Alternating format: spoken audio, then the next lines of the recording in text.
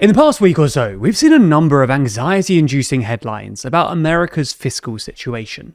The debt-to-GDP ratio, excluding debt held by public institutions, ticked above 100% for the first time since 1946, and the yield on 30-year bonds briefly ticked up above 5%, spelling more bad news for a country that's already spending an absurd amount of money just paying off the interest on its existing debt pile. So in this video, we're going to take yet another look at America's fiscal situation and explain why there's at least two reasons to think that things look more precarious today than they did only a year or so ago.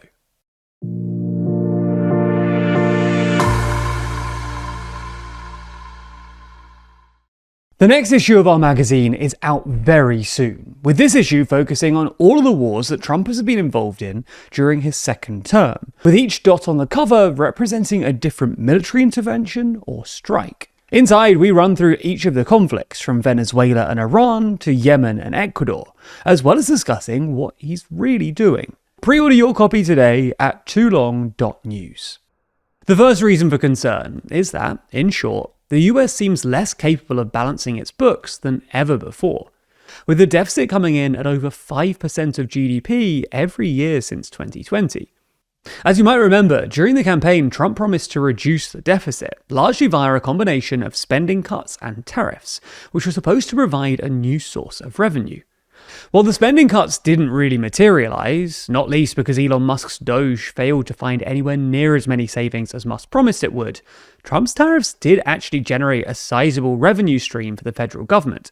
In 2025, for instance, tariffs brought in something like $200 billion worth of revenue, a bit less than 4% of the $5.2 trillion of total revenue collected by the government that year, or about 1% of GDP. This might not sound like much, but 1% of GDP is a non-trivial amount from a fiscal perspective, and markets are generally a lot more sympathetic to, say, a 4% budget deficit than they are to a 5% budget deficit. Unfortunately, any progress Trump might look like he was making towards balancing the books has been undone by recent events. For starters, in February, the Supreme Court ruled against most of Trump's tariffs, and the administration has since started issuing refunds to importers. Trump is going to try and recreate his tariffs via a different piece of legislation, specifically Section 301 of the US Trade Act of 1974. But Section 301 tariffs have to be preceded by an investigation by the United States Trade Representative, and will probably be subject to further legal challenges. The point we're trying to make is that it's at least the case that tariffs are no longer a reliable source of revenue for the federal government, and revenues were probably going to fall in the future anyway, as countries redirected exports away from the US towards other markets. Given that the total tax intake was already expected to flatline in the coming years, if tariff revenues decline, total tax intake will probably start shrinking. At the same time that the tax intake is flat or falling, federal spending will probably rise, leading to an ever-widening deficit. Federal spending was already on the up, largely thanks to forecast increases in Medicare and Social Security spending, but this trend could be supercharged by Trump's plan to ramp up military spending. For context, Trump has recently started talking about increasing the US defense budget, which currently stands at about $1 trillion a year, by far the biggest in the world, by another $500 billion. And this apparently excludes the amount that the US will have to spend to restock inventories and repair infrastructure affected by the recent war in Iran. If Trump gets his way, this could put real strain on America's public finances, and could push the deficit towards more like 7% of GDP, given that $500 billion would basically put another 2% on top of the existing 5%. Anyway, the second reason to worry about America's fiscal situation is that there's some tentative evidence to suggest that the US government's bonds are losing their status as effectively the world's reserve debt instrument.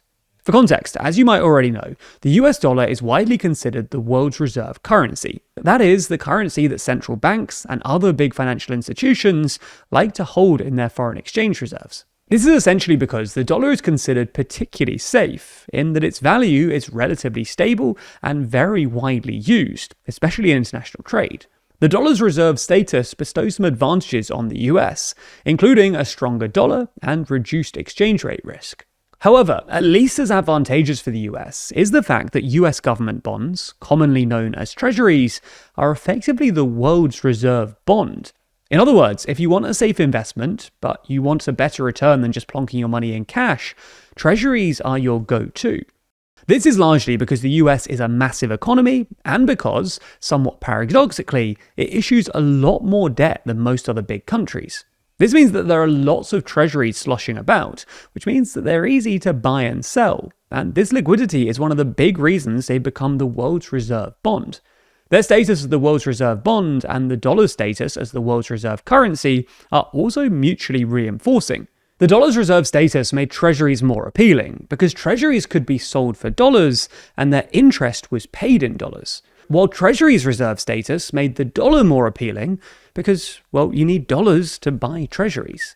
This has been great for the US because additional reserve-related demand for treasuries has allowed the US government to borrow more money than it would be able to otherwise, and is a big reason why the US has been able to run persistently massive deficits since the pandemic without too much fuss. Anyway, their status as a reserve asset has meant that, during times of crisis, both treasuries and dollars usually go up, as investors flock to so-called safe assets. What's been remarkably interesting about the war in Iran, however, is that while the dollar has gone up, treasuries have actually gone down, with yields rising accordingly, because when treasuries sell off, the yield the US has to offer to attract buyers effectively rises. New York Fed data suggests that this was in part because central banks actively sold off treasuries in the wake of the war. This suggests that while the dollar retains its appeal as the world's reserve currency, treasuries are apparently losing their appeal as the world's reserve bond. Yet more evidence for this comes from recent bond auctions, which is when the US government actually tries to sell new debt to the markets. Unfortunately for the US, at the most recent auctions, demand for treasuries has come in conspicuously soft, which means that so-called dealers, in other words, big banks that are obliged by regulation to mop up any spare treasuries, have had to step in to fill the gap. As a final thing, there's some evidence to suggest that the treasury market is currently being buoyed by AI-related optimism. A couple of academic papers have observed that treasuries tend to rally every time a big American company releases a new AI model, suggesting that markets are optimistic that advances in AI will help the US balance its books. Maybe, but this does create a downside risk, namely that if AI disappoints, the treasury market could end up in even more trouble.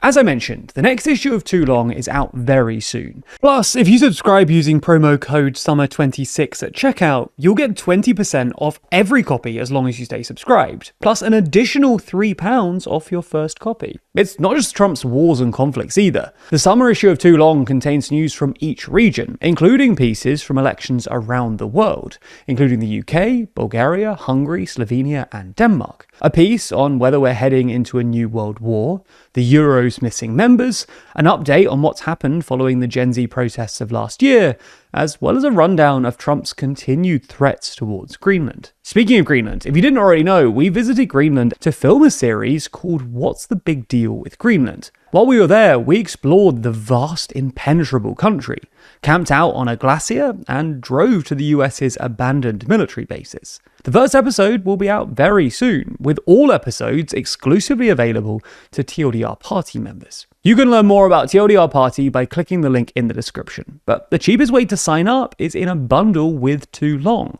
So if you're going to subscribe to the latest issue of the magazine, then consider grabbing yourself a TLDR Party membership at the same time. Find out more about both at toolong.news.